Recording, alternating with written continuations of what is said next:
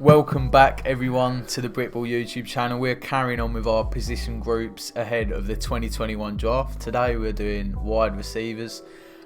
This one might stir up some controversy.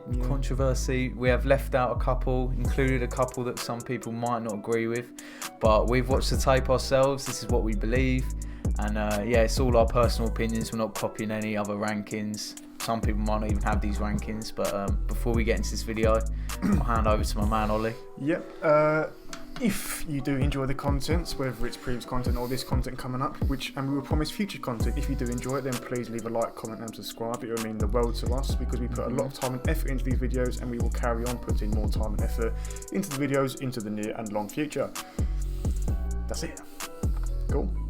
So first off, we have JAMARR Chase, who I've been looking forward to even coming into the draft last year. He was going to be one of the top players drafted, and he still is. He's really a do-it-all guy, and he's not really got a clear weakness, but we'll run through his pros first. So he can run after the catch, he can catch contested balls, he's got elite speed, he's got the deep ball threat, and he's really physical, underrated. If there's press or man coverage, he's pushing that cornerback off and he's getting free. And also on the run, he's not getting tackled, he's just shoving people out of bounds, he's taking people with him. And he went off with Joe Burrow in 2019, nearly 1,800 receiving yards, 20 touchdowns and 21 yards per reception. So this guy was getting open, or he was catching in tight windows and bringing everyone with him. So yeah, a great receiver and our clear number one in our opinion. Yeah, he's a brilliant prospect, and it is fair. He's number one. He's everyone's number one, I think. In terms of cons, there isn't that much to analyse. I'm afraid he opted out in 2020 because of COVID. He only played one season then in 2019 with Burrow. And when he did play into LSU, it was part of a record-breaking offense. He had a lot of talent around him, great wide receiver partners, and a brilliant QB in Joe Burrow. In 2020, LSU, as everyone knows, they were not as good. So it would have been probably better had we analysed him in a worse system. It would have been more NFL accurate, but we're going to have to make do with what we've got. In terms of the ceiling, he could be as good as Amari Cooper, if not better. So Amari Cooper plus. Yeah, Amari Cooper plus. He's brilliant at route running, elite speeds like Cooper, his contested catchability. Just do it all. Yeah, he's really a brilliant Cooper, player. similar frame and just no real weakness. In terms of potential landing spots, this was done post Sam Darnold trade. So we've now got the Carolina Panthers in the mix with the Dolphins and the Bengals. Out of all of them, I would probably say the Dolphins will take him because the Bengals seem quite hyped on Kyle Pitts or Penei Sewell. I probably think they'll go Penei Sewell. And the Panthers, now they've got an extra pick just a couple picks later, so they're now going to be around the wide receiver market as well. We think they're in a good shout, but I think the Dolphins should be looking at taking him the first, give Tua another weapon. Number 2 prospect, it is Jaylen Waddle, and I was very, very impressed. It was very tight between Jaylen Waddle and JAMARR Chase first and second, but he came second. But this guy's tape is such good ridiculous. Watch. It's so good to watch. The thing out of all the pros that I'm looking at the most, the thing that surprised me and impressed me the most was his speed. He is absolutely ridiculously quick. He's crazy. He's got probably the speed of Tyreek Hill. He's that quick, and he's a lot bigger. He's running after the catch as well. He catches the ball, uses his speed, runs down the field like it's nothing. He's got a great leap for his contested catchability as well, and he's been used on punt return for Alabama, and I think there's quite a few clips of him just taking it all the way to the house. He is absolutely sensational, probably the best in college when he was a punt returner as well. His best statistical year was 2018, as you can see, in which he had 15 games, 800 receiving yards and 7 TDs. You probably think that isn't that impressive compared to the other receivers, but you've got to remember Alabama was stacked with talent, that it was difficult to pin down one receiver. You had 2 great quarterbacks in Tua and now Mac Jones, and you've got Jaylen Waddle. 2018, you had Calvin Ridley. Calvin Ridley. You got Calvin Ridley, Judy, Ruggs, Waddle, DeVonta Smith. Yeah, he was freshman. That's 5 receivers that you've got. You can't pin them all down because Alabama was just riddled with offensive talent. But nevertheless, this season just gone as well in 2020. He was absolutely brilliant when he was playing, but obviously he was injured. Yeah, so and that is a con. Run through the cons. there is injury concerns that he put on public display in the national championship. Was it a wise move to do? You don't know. He's tough for doing that, but then he is saying to NFL teams, "Oh, I'm a bit injured," but yeah, that's negligible.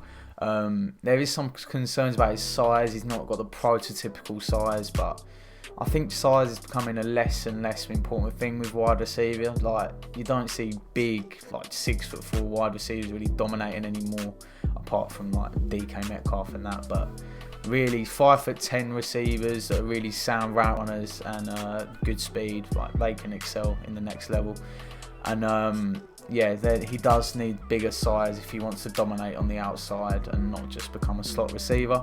Our pro comparison is Odell Beckham Jr. and one of the main reasons for this, because when he gets the ball, you just feel like something special is going to happen.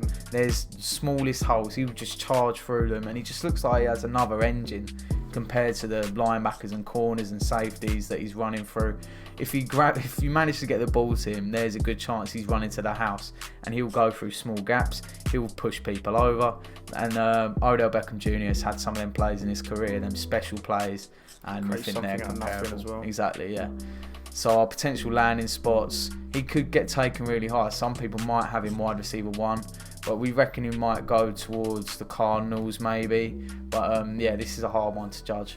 But yeah. It just depends, because the Panthers could use a talent like him after Curtis Samuel left, but we're looking at O-line.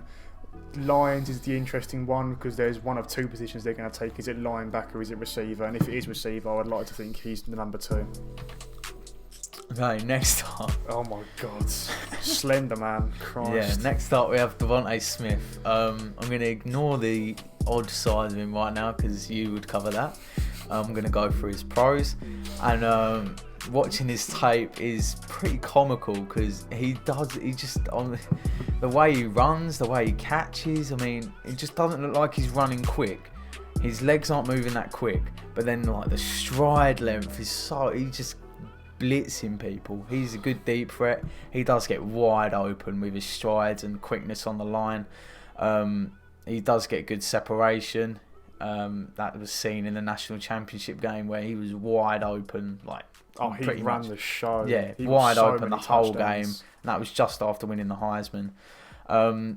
That's his on-pitch positives, but he's also very humble. We saw that with his Heisman speech or the national championship speech. He's very down to earth, and he's a really likeable character. He went off this year, nearly a 2,000 receiving yard season, 23 touchdowns, and he had a great connection with Matt Jones. I'll let you go through the cons. The cons, the first two are near enough the same thing about his build. He looks like Slender Man. If you look at the picture, he's got bent knees. His legs are giraffe. Huge, and his arms. I think when he enters the NFL, he's got, was it the second or third widest wingspan, or probably the second? I think that someone's above him. Carl Pitts is going to be the first. Carl Pitts, but even this guy's going to rival it, because his arms are freakishly long. There was a clip where we watched him where he caught the ball one-handed. It looked like he was going miles over his head. He just brought it down like it was nothing, like it was an apple from a tree or something. His arms are ridiculous. In terms of pro comparison, we think it's going to be Ocho Cinco, but a much skinnier version, because look at him. Ocho Cinco was pretty slender, but not this slender. But he was a guy like ridiculous. He's built. He can go in the air. He's quick, and he's got the big play in him. I've never seen. Of course, you can't compare their personalities. No. Ocho Cinco would always have a better personality. He was never humble. You can't say that. He was amazing. But his build it's unique. It's not unique in a positive way, I would say. He may struggle against press. Against big physical corners, and there are quite a few of them in the NFL in these day and ages. I think he will struggle in that regard. But in terms of potential landing spots, we think he will go towards mid. Yeah, mid. I'm probably going to look at the Eagles or Washington sides. Maybe the Dolphins' second pick when their pick, I think it's 18th, maybe. The Bears, if he drops that far, I think they will take him because they have a weapon for Darnold, Andy Dalton. But yeah, he's looking like probably to like a 12 to 20 sort of range. Yeah, he will definitely go in the first round. There is no question about that. It just depends on where. KADARIUS Toney, he is our 4th best prospect, and I tell you what, this is another player who we were very impressed with on tape. Yeah, we love watching his tape. And I think the top one, elite running after catch ability, that is what got us most. He catches the ball and he runs. There is no stopping him. Whether it's if you get him, you've got to make sure he doesn't break out the tackle, which is very hard, or he'll just run straight through you like you're not even there. He breaks tackles with ease. There you go. He's very experienced as well. He's played quite a few seasons at college level. 4 years. Yeah, so he's a senior. And his first step quickness, as soon as the ball is snapped, he's off. Like, you're not catching him. Yeah, I love his tape. His tape is brilliant. Bursting through everyone. In terms of stats, 11 games, just shy of 1,000 yards for 10 TDs, only 14.1 yards per reception, but then Carl Pitts. But then after the catch, he's gone. There's no catching him. We've also got Carl Pitts that is also there, so he can be it's very the first option. Yeah, it's very difficult to be number one. You've got probably the best tight end prospects in a long time. But in terms of cons, there's only a few. Yeah, so he is a bit raw. He is a bit he hasn't got the technique, what some teams look for and what a lot of teams look for. His routes are a bit simple and basic. He hasn't showed a good route tree really at all. Lots of straight lines, lots of quick slants, and he hasn't got the best contested catch ability, but I think any team that you can play to his strengths, and that's just get him the ball. It doesn't matter where, it doesn't matter if it's deep, it doesn't matter if it's short. Give him the ball and just let him. End up in the same place. Yeah, he's like a greyhound. Just give him that, and then he just burst. And I think any NFL defense will struggle with that. Our pro comparison is Deebo Samuel. Plus, of course, a very good wide receiver who also has that ability to just get the ball and go ballistic, run through the whole field. And our landing spots are just like the back end of DeVonta Smith's, and then add another 5 picks. Got the Dolphins second pick, Washington's probably his most likely, I would say. Green Bay. We do rate him pretty highly. This can be a lot higher than what other people think, but this is just our opinion, of course. Green Bay, if they do eventually get a wide receiver, there's a big if in that. And then Chicago again, they could take Darius Toney or DeVonta Smith. But yeah, in terms of his cons, contested catchability, just slightly overshoot the ball and he'll go and catch it, or just catch it at a slant route and he'll run for days. So. Okay, now we've got one of my favourites. He's our 5th and final best prospect. Our 5th and final one, RASHOD Bateman, who I really, really, really like. He's one of them guys that, he's got a lot of good things going for him that NFL people look for. He's got the route running, he's got the technique, he's got the build and feet, body control, just all them things that like the raw prospects don't have, he has. He's a very polished player. And he's got all the things that a lot of people look for, and he could really hit the ground running in the NFL. This one that reminds me of actually is Stephon Diggs, of course. He is someone that people coming into the draft didn't have elite speed. He just got route running to a T, hands to a T, and even though this guy doesn't have the best hands, he has got a lot of good traits. And he did go off with mediocre quarterback play, with 1,200 receiving yards, 11 touchdowns, and really high 20.3 yards per reception. I'll let Ollie go through his cons. Yeah, in terms of cons, we have compared him to Keenan Allen because they both rely on contested catchability more than separating with the corner. Just technique.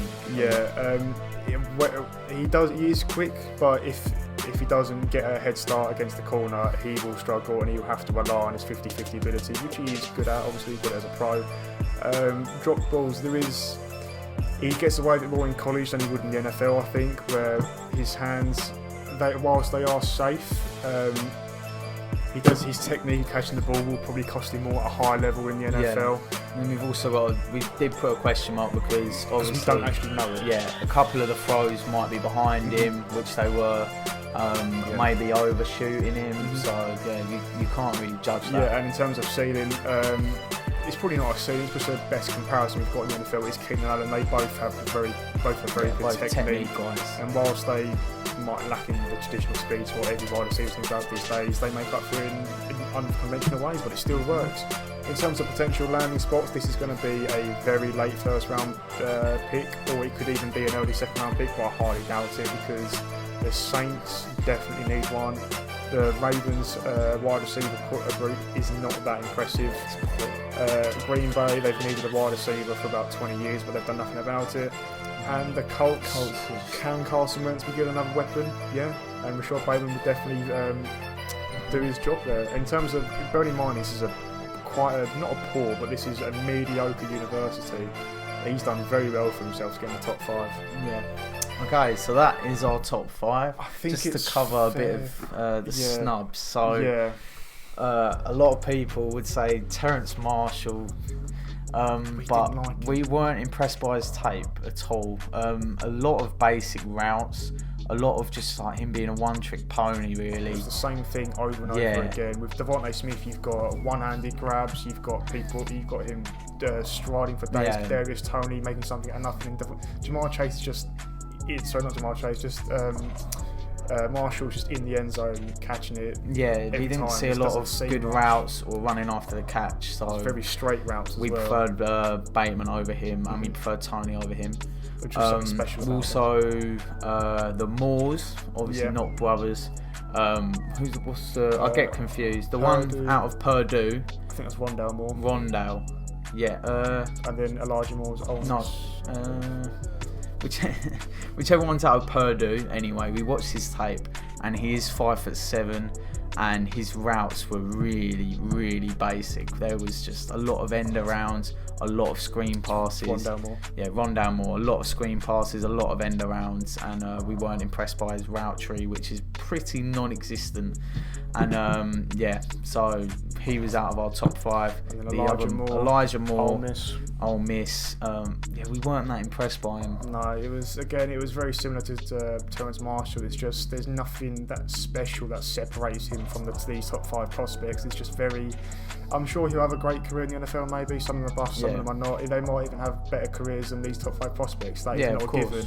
But we just felt that these top 5 had something about them. They could create something out of nothing, or they could be a big time game player, game changer. Yeah. Whereas the other Marshall and 2 Moores, they just felt like it's really basic. It's really like centralised to 1 or 2 special things they've got, and then they just stick to it. They don't get pushed out their comfort zone, and when they will in the NFL, I feel as if they'll struggle more. Yeah, so that sums it up. There are wide receivers. We are high on Bateman. We are high on TONEY. Next video we'll be doing corners. Let us know what you guys think. Any support appreciated as always. We'll catch you guys next time.